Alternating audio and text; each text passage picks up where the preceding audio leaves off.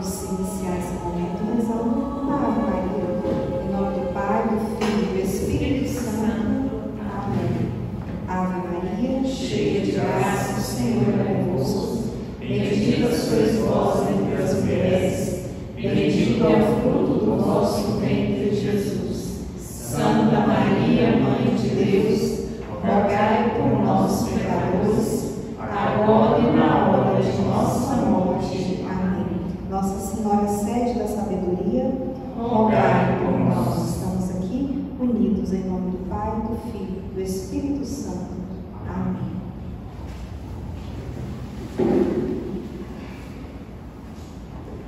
Bom, a aula de hoje não tem nada a ver com filosofia, nem teologia, nem as ideologias. Talvez vocês aqui que estão participando já conheçam a história da transladação da Casa Sagrada de Nazaré, mas eu acho importante a gente sempre voltar a conversar sobre isso, porque é falarmos da onipotência de Deus, da misericórdia, do amor.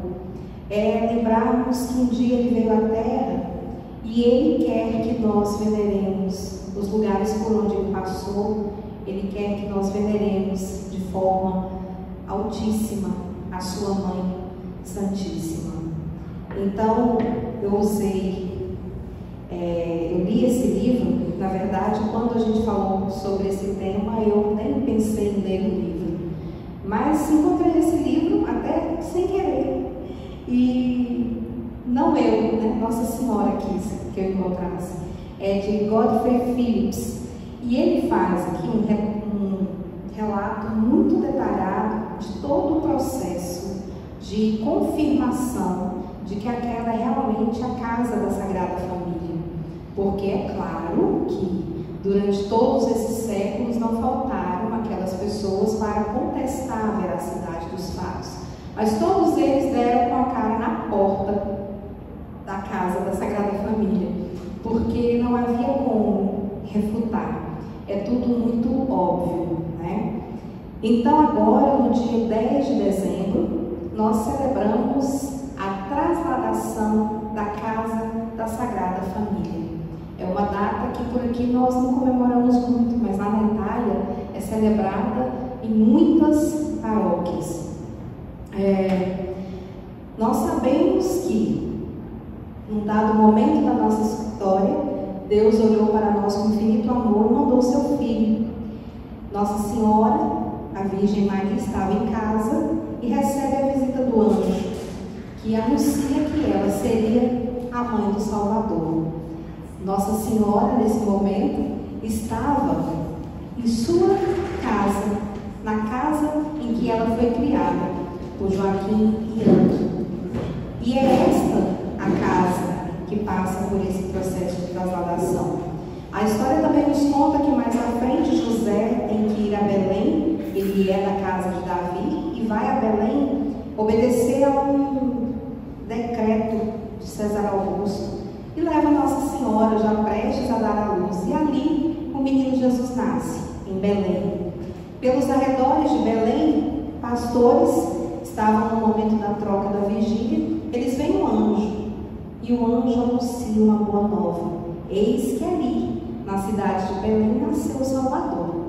Vão lá, em tal lugar, encontrarão um menino, sua mãe. Contem a eles o que viram. Saem os anjos, saem os pastores correndo, ouvindo os anjos, né? Cantando o glória. E encontram a Virgem Maria exatamente como os anjos haviam falado. Mais tarde vocês vão entender porque eu estou contando a parte dos pastores. São Lucas nos relata que assim que cumpriram todas as partes, né, que eram previstas na lei, José, Maria e o menino voltaram para Nazaré. O Evangelho de Mateus acrescenta um detalhezinho. Eles fogem para o Egito por medo do decreto de Herodes, né? Deveriam matar todas as crianças menores de 2 anos. Ele queria matar Jesus. Mas depois que Herodes morre, José, Maria e o menino Jesus voltam para Nazaré. Então, São Lucas e São Mateus concordam que a família, a Sagrada Família, passou a viver novamente juntos na Santa Casa de Nazaré. É importante falarmos isso, porque também tem uma questão familiar judaica, né? A Virgem Maria era filha única, seus pais eram mais velhos, então provavelmente aquela ficou sendo realmente a casa em que ela habitou, provavelmente, não é certo que sim, e era chamada de a Casa de José, tá? Revelações também particulares de Nossa Senhora confirmaram isso, que essa era a casa.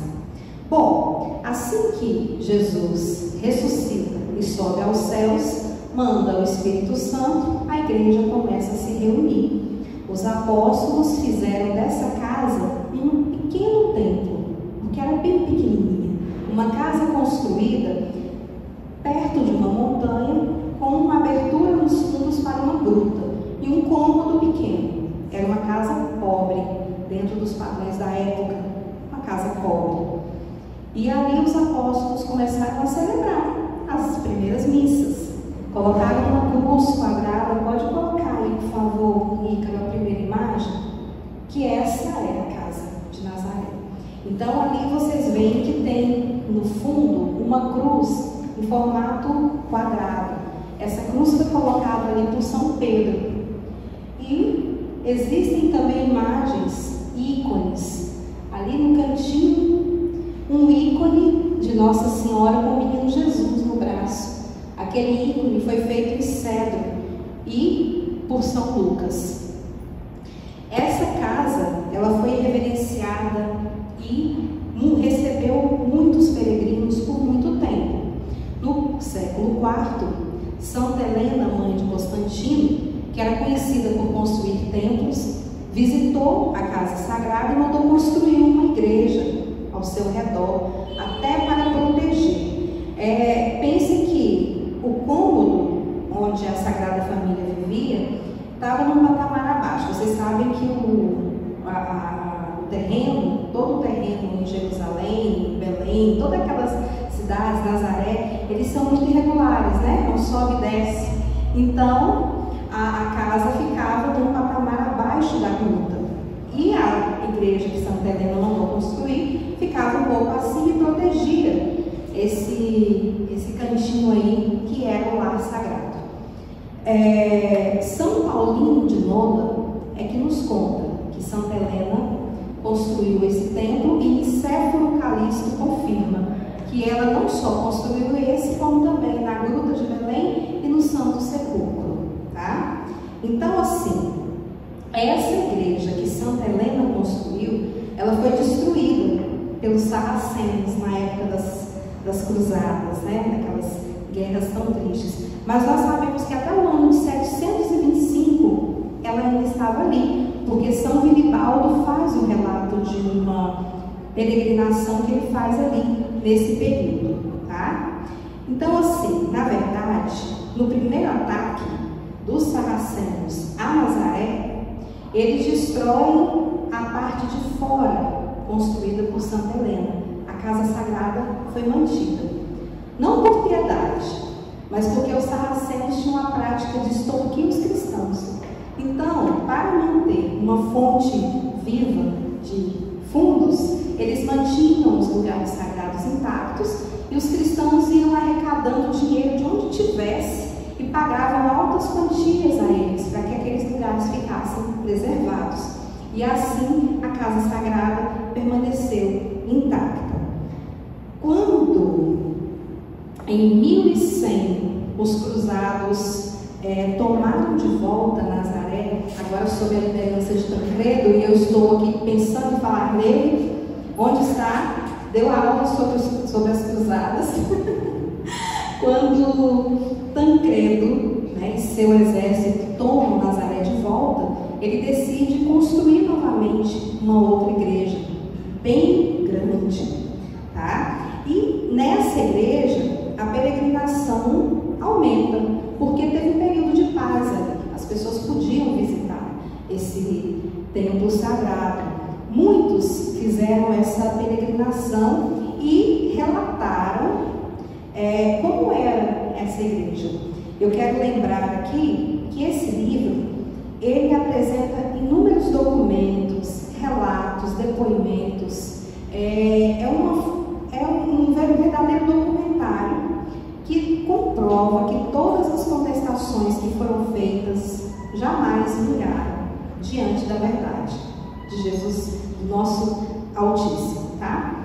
Eu vou ler aqui o depoimento de um monge da ilha de Patmos. O nome do monge é Focas. Ele visitou a casa de Nazaré lá pelo ano de 1117 e assim ele encontrou a casa. Ao lado esquerdo da igreja há uma gruta, não muito abaixo do piso, mas visível, próxima à superfície. Após passar pela entrada da gruta e descer alguns degraus, tem-se diante de si a verdadeira casa de José, onde o arcanjo anunciou a boa nova virgem. Ademais, no local onde a anunciação foi dada, vê-se uma cruz de pedra escura junto ao mármore branco e sobre ela um altar. À direita do altar, um pequeno cômodo, onde a Virgem Mãe de Deus se mantinha reservada. À esquerda do local da anunciação, pode-se ver outras salas sem iluminação, onde se conta que residia nosso Senhor Jesus Cristo. Só para a gente ter uma noção do que era encontrado ali. São Francisco de Assis também fez uma peregrinação à casa quando ela ainda estava em Nazaré. É interessante que São Francisco, alguns anos depois, ele faz uma profecia. Loreto não existia como cidade até então. Era conhecido apenas como um bosquezinho, uma floresta. E São Francisco profetiza que Loreto passaria a ser um dos lugares mais sagrados do mundo. E ali se construiria uma grande igreja em homenagem a Nossa Senhora.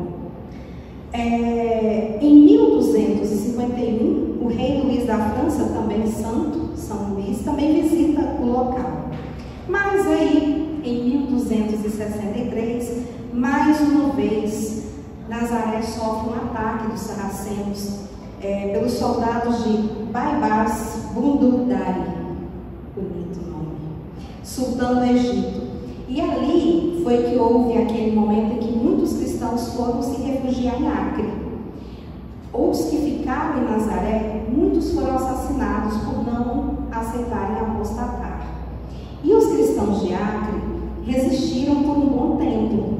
E o exército sarraceno, ele precisava ganhar forças para lutar contra os tártaro-mongóis. Então foi proposta uma trégua de 10 anos. Ali, novamente, os cristãos podem voltar a Nazaré, podem voltar a casa aos templos sagrados. E o Papa Urbano IV recebe as notícias de que, mais uma vez, a igreja que os soldados de Tancredo haviam construído foi derrubada, mas a casa da Sagrada Família continuava inteira, intacta. É interessante falar isso porque essas cartas são verdadeiros documentos que comprovam a veracidade dos fatos, né? Bom, acaba o tempo de trégua. No dia 18 de maio de 1291, Acre é tomada pelos sarracenos. Só que 8 dias antes, no dia 10 de maio de 1291, foi da vontade de nosso Senhor Jesus Cristo que a casa onde ele, o Deus vivo, habitou, fosse preservada. Ele tirou a casa de lá. Deus é onipotente. Então, no dia 10 de maio de 1291, a casa sagrada aparece lá na Dalmácia, que hoje é a Croácia, perto do mar Adriático. As pessoas amanheceram e viram que onde não havia nada num dia, no outro dia tinha uma casa. Curiosos começaram a observar e logo viram que se tratava de um templo sagrado. Acharam que fosse uma igrejinha. Encontraram a casa com utensílios domésticos, imagens, ela já estava adornada, né? Foram muitos séculos ali em Nazaré sendo visitada, haviam adornos, e eles perceberam que é uma casa sagrada. Começaram a peregrinar, mas não sabiam de onde vinha. Daí, vigário da igreja de São Jorge, lá em Tessato, porque a casa se assentou, na verdade, na vila de Tessato, numa colina, que a Dalmácia é uma região menor da Eslavônia. E ali, na vila de Tessato, a casa se assentou. E esse vigário dali, chamado Alexander Georgievich, ele estava adoentado há muito tempo, ele não conseguia se levantar. E ficou louco para visitar a casa, mas ele também tinha medo que fosse alguma coisa do maligno. Muito devoto de Nossa Senhora, ele começa a rezar. Ele pede para Nossa Senhora: mostra, Senhora, o que é que está acontecendo ali? As pessoas estão indo lá visitando, já estavam acontecendo milagres, ninguém entendia o que se tratava. E Nossa Senhora respondeu, e eu vou usar as palavras da própria: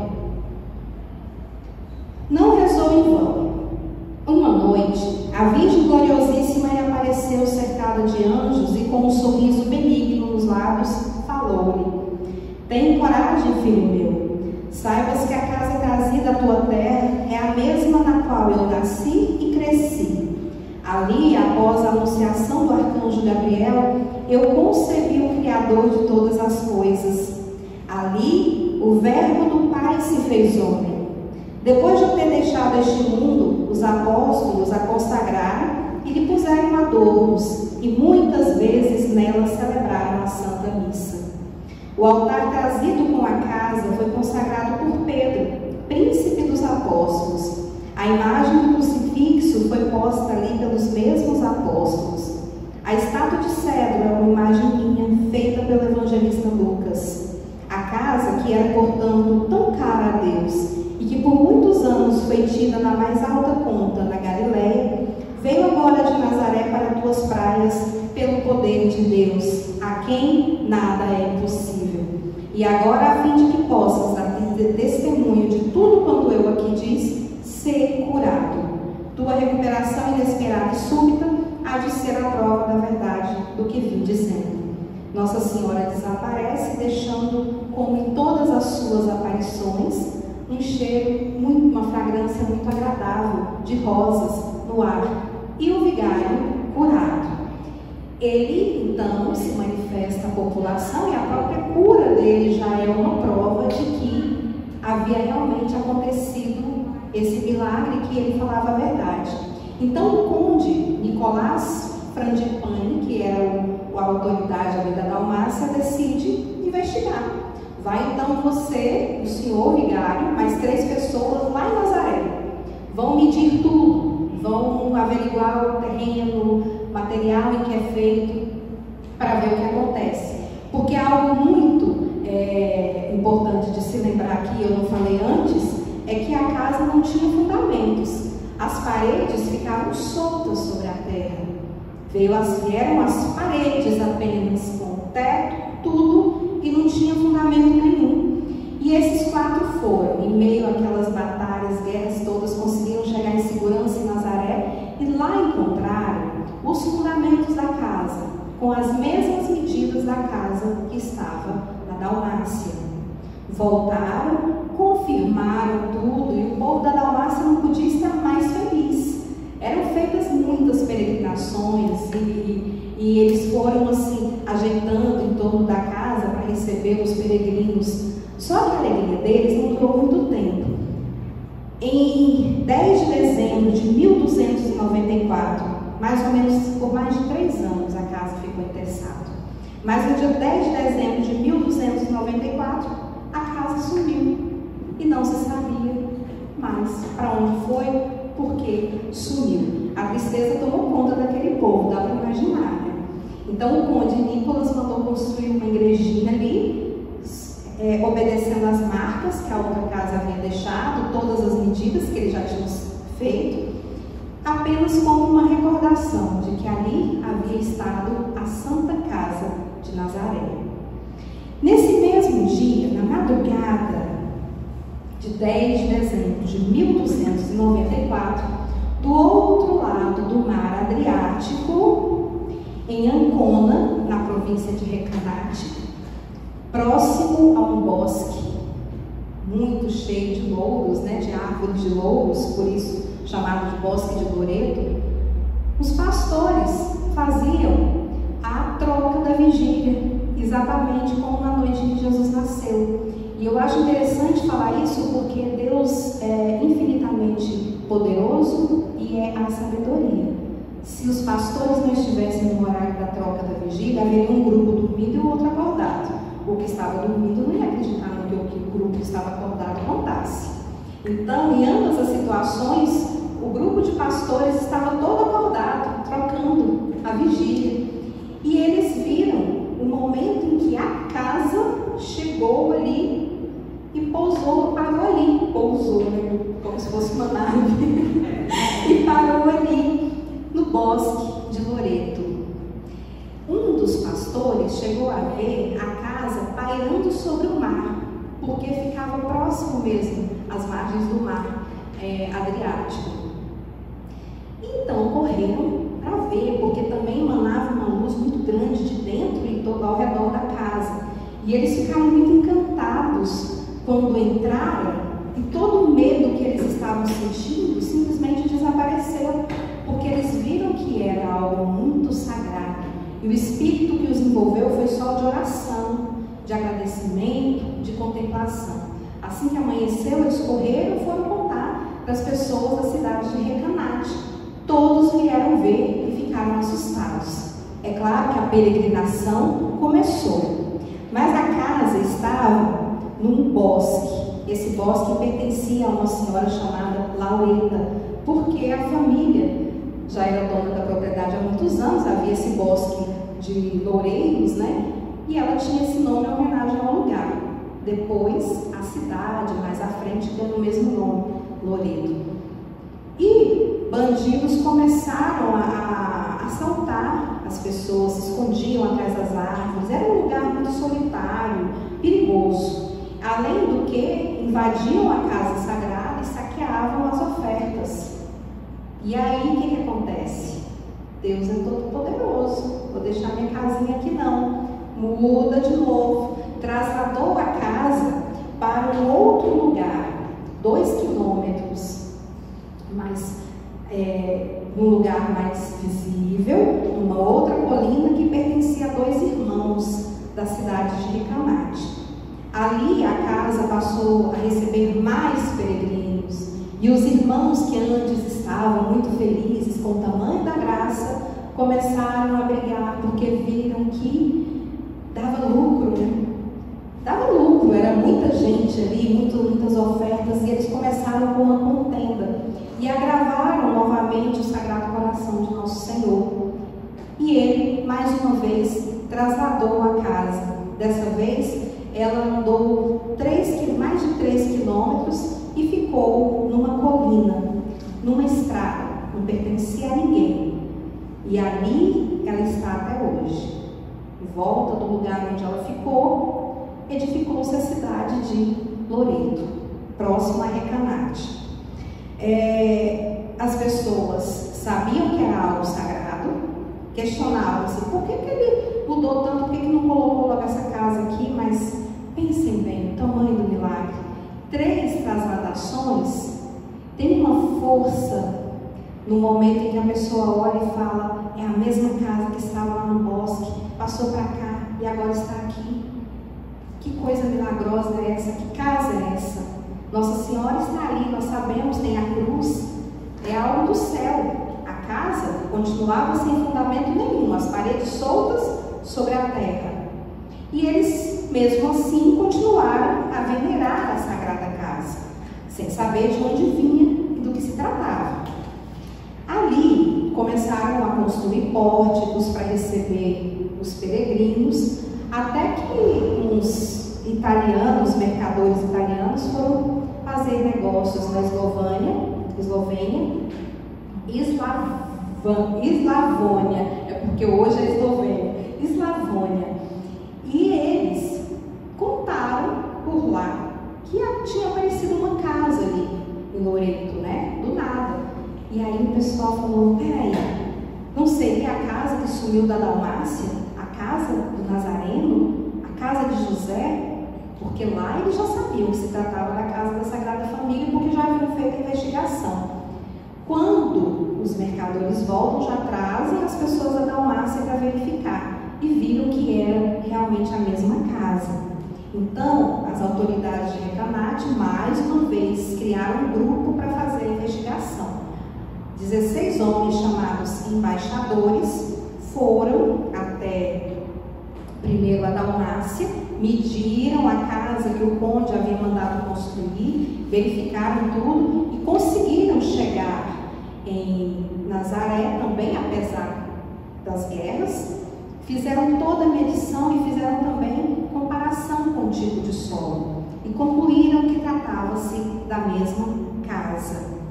Antes mesmo dos 16 voltarem, isso nós já estamos em 1296, as autoridades de Recanati já tinham mandado fazer uma parede de tijolos em volta da casa, porque eles tinham medo que a casa caísse, porque não tinha fundação nenhuma, mandaram fazer essa parede. Então, quando os 16 voltaram, eles já encontraram uma casa assim, mas o povo ficou exultante de alegria. E as pessoas da Dalmácia começaram a fazer peregrinações até Loreto para pedir que a casa voltasse para Dalmácia. Aos olhos humanos parece absurdo, né? Se a casa não tivesse ficado lá por mais de 3 anos. Nós vamos ver aqui agora um mapinha do trajeto que a Sagrada Casa fez.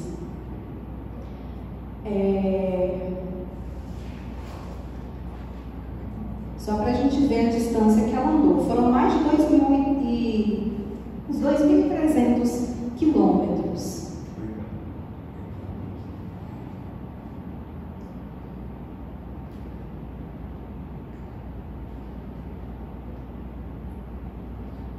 O azulzinho que... a internet. Não, tranquilo.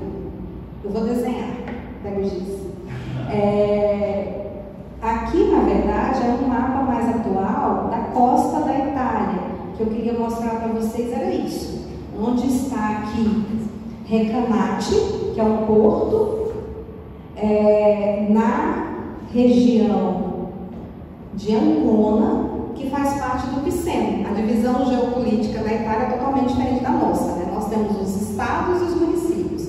Lá eles têm as províncias, os distritos, então nós temos a região costeira toda, é o Piceno, Piceno Norte, Piceno Sul. E temos lá em cima Ancona, que vocês veem que está cortado, mas é maior, que é um porto, e Recanati faz parte. E Loreto ficou aqui, próximo ao porto de Recanati, próximo à estrada.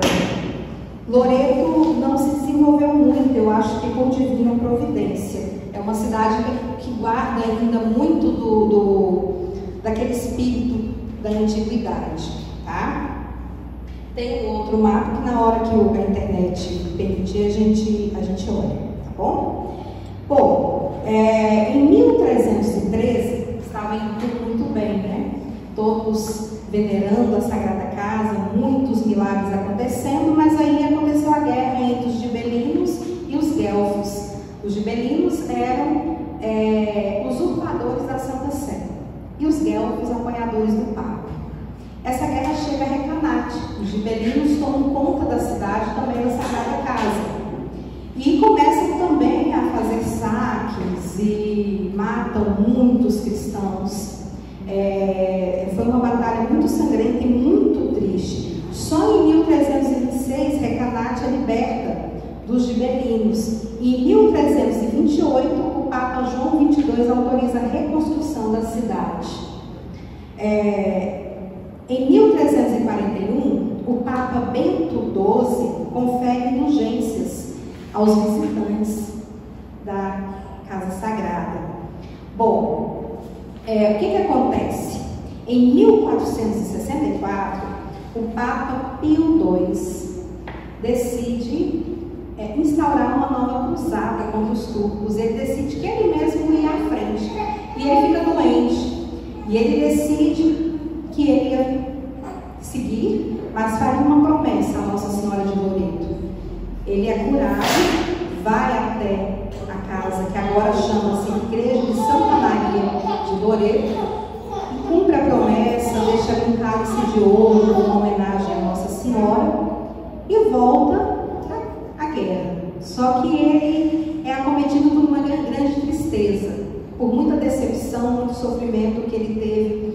príncipes, com traições, e ele fica doente e morre.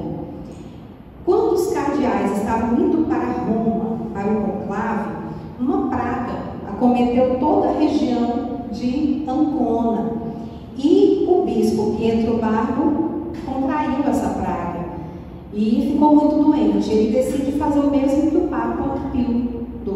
Ele vai até Loreto, entra na igreja, se ajoelha, pede a sua cura, faz uma promessa. Ele já sai da igreja curado e segue para Roma, para o conclave. Lá ele mesmo é eleito o Papa, Papa Paulo II. E é ele quem inicia a obra de reconstrução da construção da Basílica em torno da Sagrada Casa. Ele foi Papa, ele morreu em 1471. E quando ele morreu, a Basílica já estava quase no teto. Os papas que o sucederam continuaram a construção. Lembrando aqui, vou falar depois também, todos os papas até então confirmavam a veracidade. Aquela era a casa de Nazaré. O Papa Leão X é quem manda fazer uma cripta de mármore em volta da Sagrada Casa.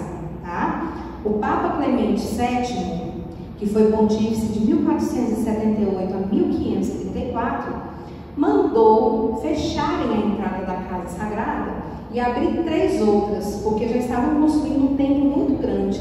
Nesse momento já havia ali um hospital e uma casa para sacerdotes.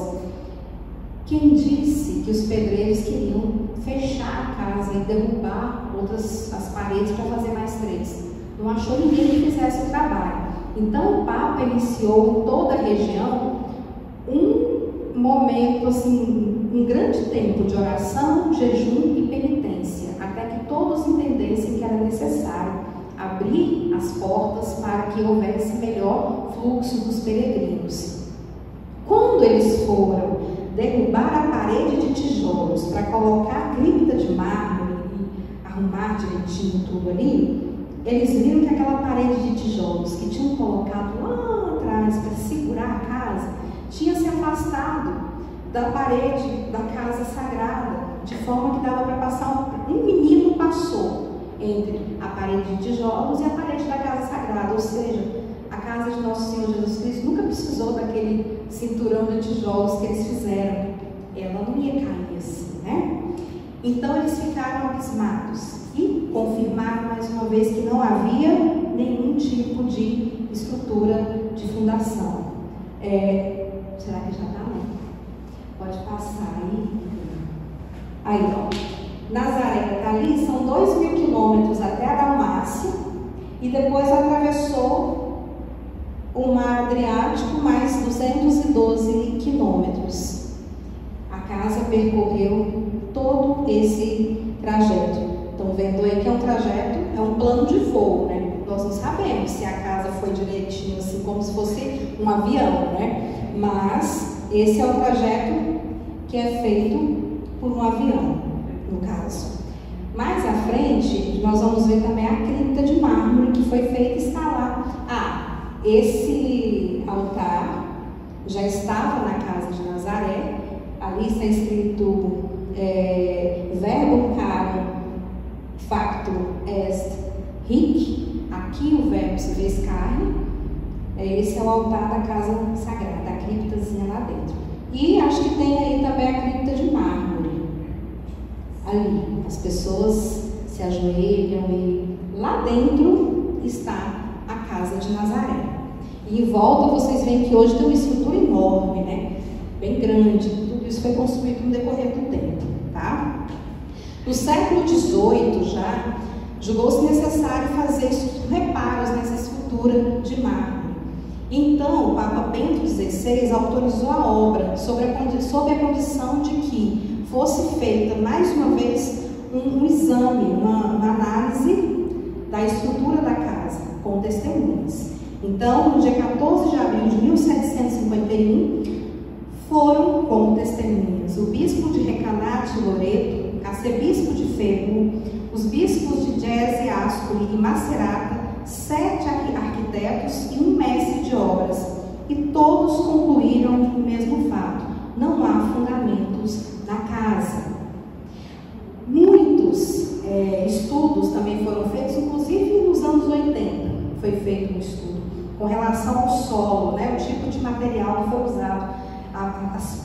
pedras e a argamassa. Então, em 1861, foi entregue a um químico, Dr. Francesco Ratti, da Universidade de Sapienza, 2 amostras de solo, de material, uma retirada lá de Nazaré e outra retirada de Loreto. Não falaram para ele do que se tratava, de onde era, e ele concluiu que as 2 amostras tinham e vinham do mesmo lugar. Tá? Era formada por carbonato de cálcio, carbonato de magnésio e argila ferruginosa. E a argamassa era uma mistura de cal e carvão vegetal, muito diferente da usada na Itália e compatível com a usada na Palestina. Tá? Como disse, durante muitos anos, muitos tentaram comprovar que era mentira. Alguns tentavam provar que a casa havia sido construída em Loreto. E muitos, nessa tentativa de comprovar, de condenar a igreja, né, por falsidade, eles se convertiam. Tem o caso de eu anotei aqui, que eu achei interessante, que é um químico de Oxford, o nome dele é Feiler. Em 1858, ele fez o favor de ir 2 vezes em Nazaré e 2 vezes em Loreto. Ele não se contentava, olha a viagem que ele fez. Vocês viram, né? No outro mapa. Ele ia lá em Nazaré, coletava amostras, media, ia lá em Loreto, foi de novo em Nazaré, foi de novo em Loreto. Ele era ateu, ele queria provar que a igreja estava mentindo. Na 3ª vez que ele foi em Nazaré, ele já foi como peregrino, convertido, porque não tem como comprovar que é mentira. Todos os papas da igreja, desde 1291, fizeram pronunciamentos confirmando o milagre. Inclusive os nossos últimos papas, São João Paulo II, Bento XVI e o Papa Francisco, que fizeram peregrinações e escreveram, fizeram discursos e homilias ali e fizeram pronunciamentos a respeito da veracidade. Tá?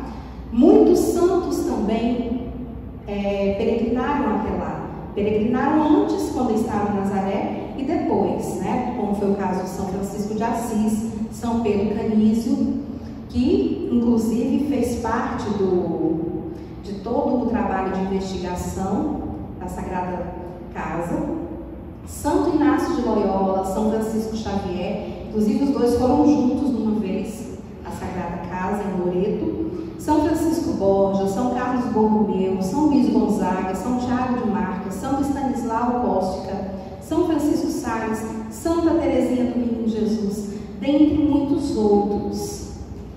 A beata Ana Catarina Emmerich, que todos sabem, viveu imóvel numa cama durante muitos anos. Ela sobreviveu por anos, 11 anos, só se alimentando de Eucaristia. Ela só recebia Eucaristia. Ela teve muitas visões. Em uma delas, ela viu com exatidão a casa sendo levada pelos anjos. Ela afirmou que ali, primeiro que ela descreveu a casa exatamente como ela é, sem nunca ter visto, com todos os detalhes, todos os paramentos, onde estava a imagem de Nossa Senhora, e ela afirmou que ali realizou-se a anunciação do anjo a Maria. E também afirmou que a casa foi retirada por anjos reais, espirituais, em fuga. Eles realmente fugiram, né? Talvez naquele momento daquela outra batalha, a casa fosse ser destruída, né? Então, eles fugiram com a casa sagrada. E ela, né, afirma: as paredes da Santa Casa de Loreto são absolutamente as mesmas que as de Nazaré. Santa Catarina de Bolonha também recebe uma revelação em 1440 do próprio Nosso Senhor Jesus Cristo. E ele fala: nas sagradas muralhas da Santa Casa de Loreto, a Virgem Maria foi concebida imaculada, confirmação do dogma da Imaculada Conceição, e lá também nasceu ela. Descreve brevemente as várias sucessões do transporte angelical da Santa Casa de Nazaré, segundo lhe foi revelado por Jesus na aparição. Muitas outras são as revelações particulares que muitas pessoas recebemos. Milagres são incontáveis até hoje. Não há como duvidar. As pessoas mais piedosas, que têm mais fé, com certeza sempre acreditaram sem nenhum tipo de comprovação. E bem-aventurados os que crerem sem terem vistos, porque deles é o reino dos céus, né? O nosso próprio Jesus nos disse isso. Mas Deus sabe da nossa fraqueza, da nossa misericórdia, e Ele despeja a sua misericórdia quando Ele coloca diante de nós fatos tão absurdamente inacreditáveis aos olhos humanos, para que nós entendamos que o céu existe e nos espera. Só para isso. Deus não precisa da Sagrada Casa de pé. Deus é Deus. Nossa Senhora já foi glorificada por seu Filho. Nós é que precisamos, né? É o olhar misericordioso de Deus se voltando até nós.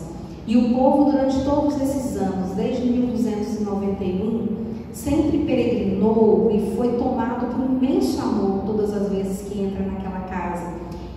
E ali eram entoados cantos e louvores. E durante todos esses anos foram surgindo invocações à Nossa Senhora, frutos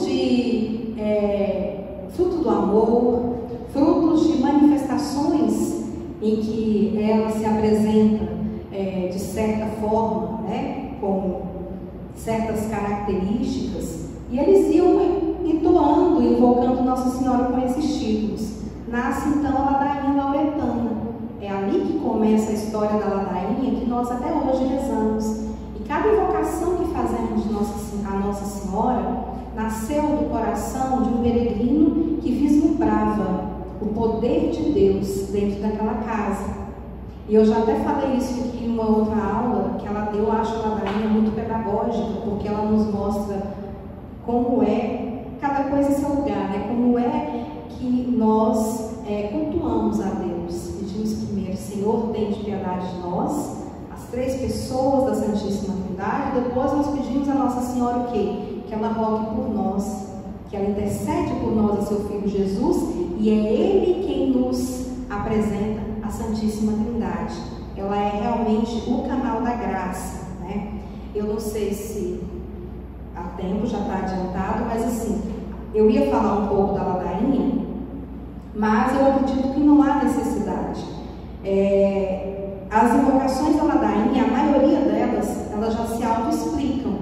Só há um pouquinho maior de dificuldade em entender quando nós chegamos na parte das invocações simbólicas, né? Porque aí nós temos algumas invocações do tipo espelho de justiça, sede da sabedoria, causa de nossa alegria. Tudo isso vinha da inspiração que o Espírito Santo colocava no coração daqueles homens e daquelas mulheres. Nossa Senhora é o espelho de justiça, no sentido de que ela é a perfeição cristã. A justiça, no sentido de perfeição cristã, ela é a sede da sabedoria. A sabedoria esteve nela por 9 meses. Causa de nossa alegria, ela nos trouxe o Salvador, nosso Salvador. Vaso espiritual, aí nós temos 3 invocações que a chamam de vaso. Vaso por conter a fé, a verdadeira fé. Quando todos os apóstolos, discípulos, se desesperaram naquele sábado em que Jesus estava sepultado, Nossa Senhora foi a única que se manteve firme na fé. É por isso que o sábado é dedicado à Imaculada Conceição. Vaso honorífico, ela mantém nela a honra do gênero humano. Nossa Senhora é humana e ela é, abaixo de Jesus Cristo, a maior de todas, né? Vaso simples de devoção, ela é notável, ela tem a devoção, alta devoção destacada, né? No nosso Senhor Jesus Cristo. Rosa mística, ela é a rainha mística dentro da espírita. A rosa é a rainha de todas as flores, e Nossa Senhora, no campo espiritual, é a rainha. Torre de Davi, quando Davi toma a torre de Jerusalém, ele toma e manda edificar a cidade em volta e fortalecer aquela torre. aquela torre serviria para que a cidade não fosse atacada. E aqui, aqueles homens e mulheres de Loreto colocam Nossa Senhora como a torre que não permitirá que a nossa igreja seja atacada. A torre forte, edificada, né? Torre de marfim. O marfim, ele é alvo e forte, né? Dando significado à força e à pureza de Nossa Senhora. Casa de ouro. Se nós pudéssemos receber Deus na nossa casa e tivéssemos que orná-la, nós teríamos, se tivéssemos a possibilidade, acho que revestiríamos a casa toda de ouro, né? O ouro é o que nós temos de mais assim, valioso que poderíamos fazer.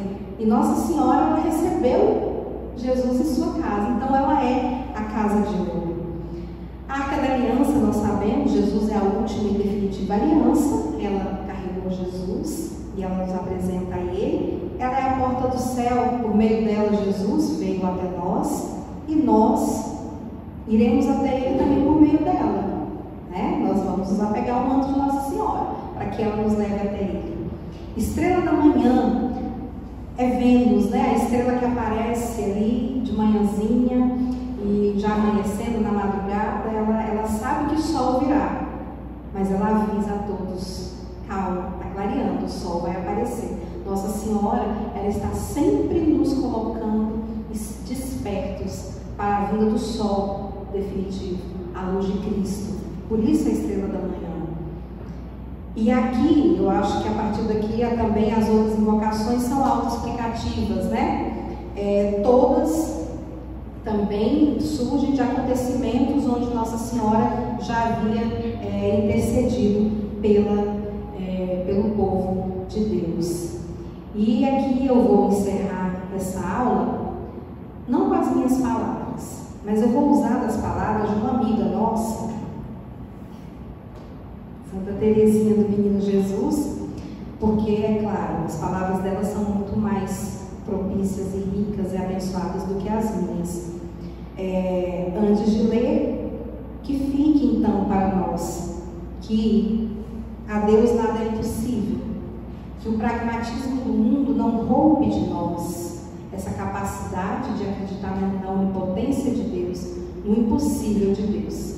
Ele mesmo já tinha nos avisado: se tiveres uma fé do tamanho de um grão de mostarda e mandares essa montanha que se lança ao mar, ela se lança.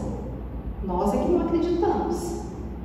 A montanha talvez não tenha se lançado ao mar porque ninguém acreditou, mas a casa sagrada viajou mais de 2.000 quilômetros para mostrar ao mundo que ali o Verbo se fez carne e habitou entre nós. E Santa Teresinha, quando vai a Roma pedir ao Papa para entrar no Carmelo, apesar da pouca idade dela, ela vai em uma peregrinação com seu pai e sua irmã Celina. Eles peregrinam por toda a Itália e vão até Loreto. E ela registra essa viagem no seu livro, na sua memória, né? Na história da sua alma. Eu não vou ler todo o trecho, eu marquei algumas passagens aqui. Dei-me por feliz ao tomar a estrada de Loreto. Não me surpreende que a Santíssima Virgem escolhesse o lugar para ali transportar sua abençoada casa, onde paz, alegria, pobreza dominam como soberanas. Que direi da Santa Casa? Minha emoção foi profunda quando me encontrei debaixo do mesmo teto que a Sagrada Família, a contemplar as paredes nas quais Jesus fixava seus olhares divinos. Vi o cubículo onde o anjo descera para junto da Santíssima Virgem. Coloquei meu terço na tigelinha do Menino Jesus. Como encantam essas recordações! Entretanto, nossa maior consolação foi a de recebermos o próprio Jesus no interior de sua casa e de sermos seu templo vivo, no mesmo lugar que honrara com sua presença. Foi uma aventura toda celestial, que palavras não são capazes de interpretar. Que acontecerá então quando recebermos a comunhão na eterna mansão do Rei dos Céus, pois que sua casa será a nossa por toda a eternidade. Ele não nos quer dar sua casa da terra. Contenta-se em nos mostrar para que nos faça amar a pobreza e a vida oculta. Aquela que nos reserva é seu palácio na glória. Amém?